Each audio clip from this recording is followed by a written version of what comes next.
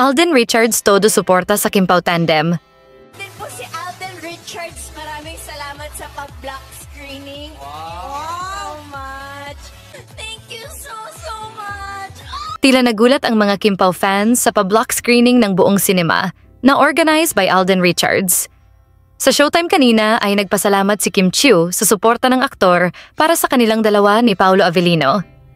Sa hindi nakakaalam ay magkaibigan sina Paolo at Alden Richards noon pa. Nagkasama na sila sa ibang proyekto at low-key lang ang kanilang friendships. Magkakasama din sa gym sina Alden, Paolo at Kimi. Kaya naman hindi na bago para sa kanilang fans ang pagmamahal na natatanggap sa kanilang mga kaibigan. True friends din naman kasi ang kanilang turing sa isa't isa at suportado din ni Alden Richards ang pelikulang Pilipino. Ayon sa management, as of today, blessed by heaven, loved by the people. 220 block screenings worldwide for My Love Will Make You Disappear. People around the globe are all set for the Kilig Movie of the Year.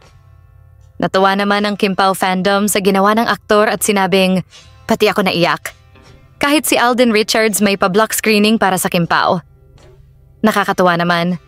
Alam kasi ni Alden Richards na maraming Kimpaw fans dito Pinas and sa ibang bansa nanood ng pelikula nila. Sana mga gymmates nila ang umattend sa pa-block screening ni Alden.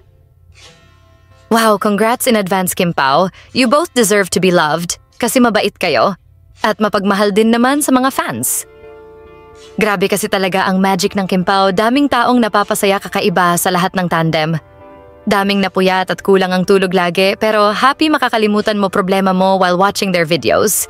Sana endgame na talaga tong dalawa. Manifest natin yan. All ages ang fans worldwide. Anong masasabi ninyo sa balitang ito? Magkomento sa ibaba at huwag kalimutang mag-subscribe for more videos. Maraming salamat sa panonood.